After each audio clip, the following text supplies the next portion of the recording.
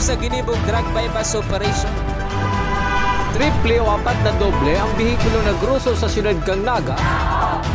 Mas complain ng police station kang Naga City Police Office. Newsbreak. Sa headlines kan mga barata, Presidente Ferdinand Marcos Jr. nakatalan magbisita subot sa Albayasin, Camarines Sur. 7th Camarines Sur Business Expo 2024. Mapuon ngunya na bulan kan Hunyo. 2 luna din motorsiklo gadan matapos mabanggaan kang kasabata na bus sa Bula, Camarines Sur. Thunderstorm advisory ipinaluwas kang pag-asa sa tulong banwaan sa probinsya. Diyos marhay na banggi. Ako si Mark Mendoza. Asin ako, si Kimberly Alanis. Kami, ang saindong tagapagatod, Pareta.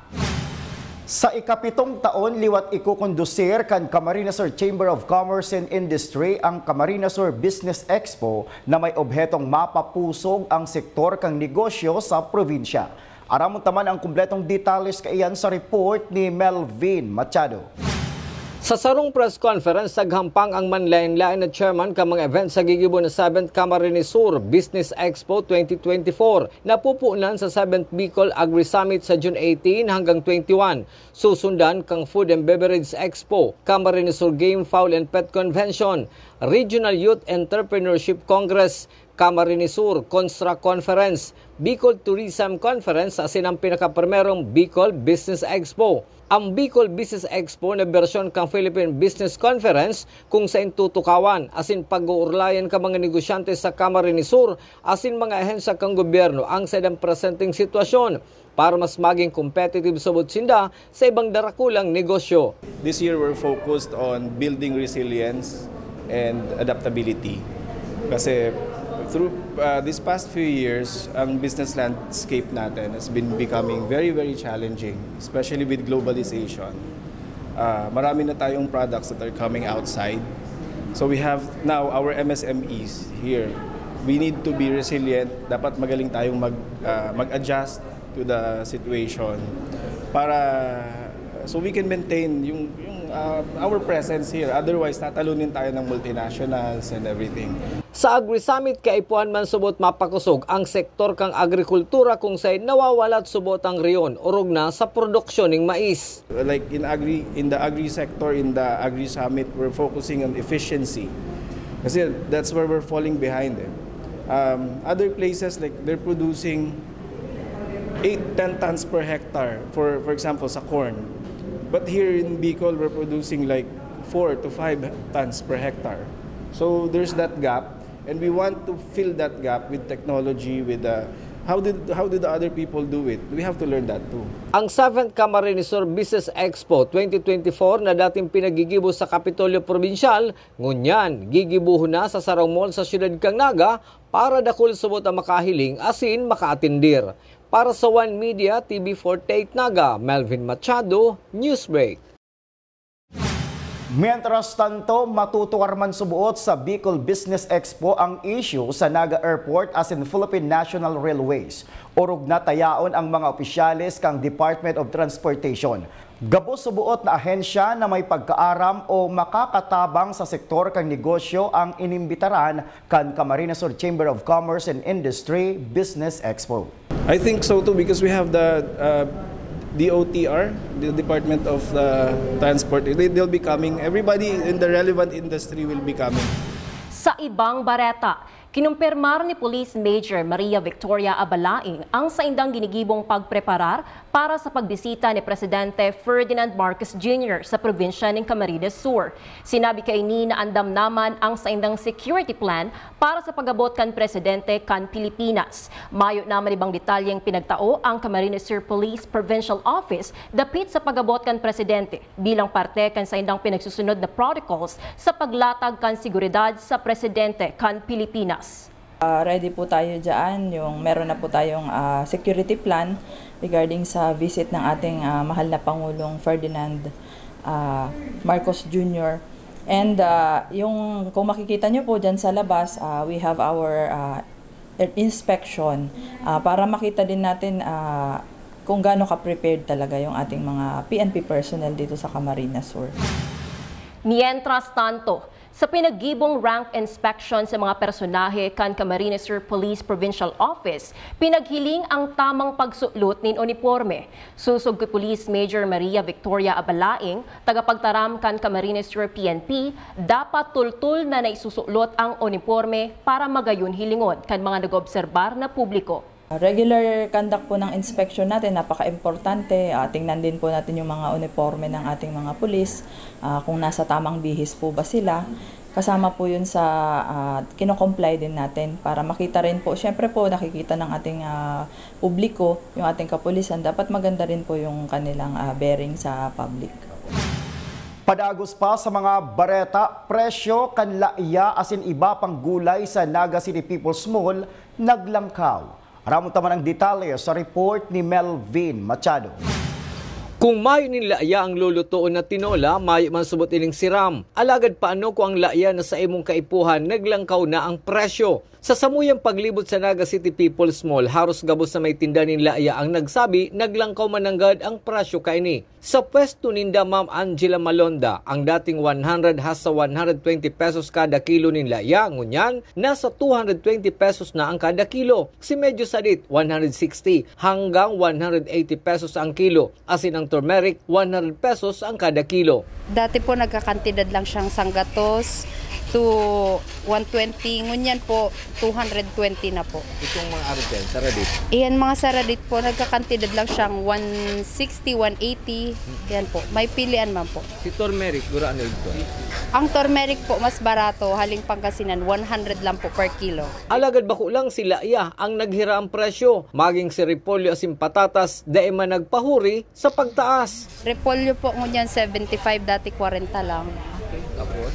Sa ngunyan. Patatas po, dati ano lang, 60 to 80 ngunyan, ano na, 120.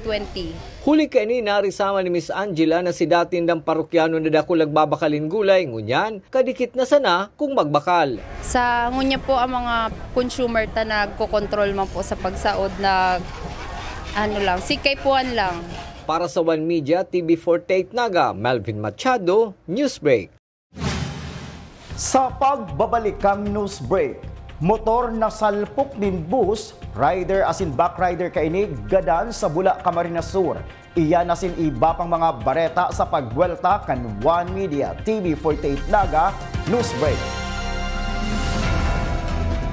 Dakop sa ginibong drug bypass operation. Triple o apat na doble ang bihikulo na gruso sa siyudad kang Naga. Mas complain ng police station kang Naga City Police Office. Newsbreak. Flight attendants, prepare for takeoff, please.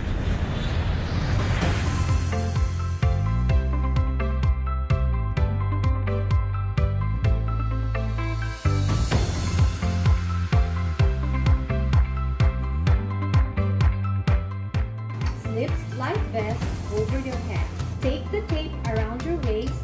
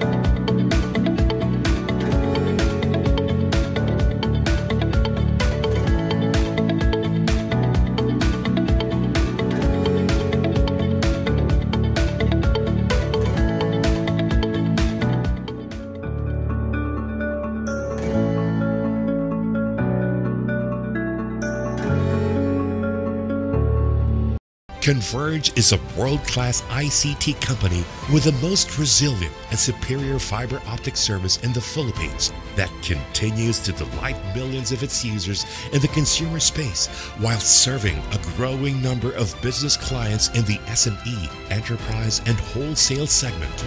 Converge Business. Strength. Resiliency. Results.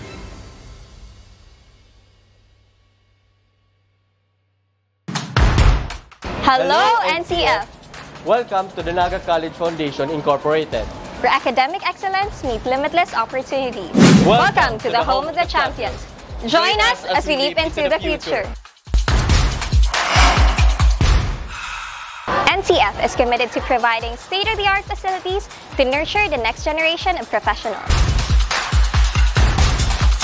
Our first-class facilities are designed to empower our students and equip them with the skills and knowledge needed to excel in their chosen field. Here at NCF Wings, you are a step closer to your dream of becoming a flight attendant. This is the first cabin crew training in Bicol. But at the heart of it all is the newly constructed College of Criminal Justice Education building. The Naga College Foundation Incorporated is one of the 10 schools in the Philippines recognized by the Commission on Higher Education as the Center of Development in Criminology. Our classrooms are designed to facilitate interactive learning. Strategically designed to support collaborative discussion and critical thinking.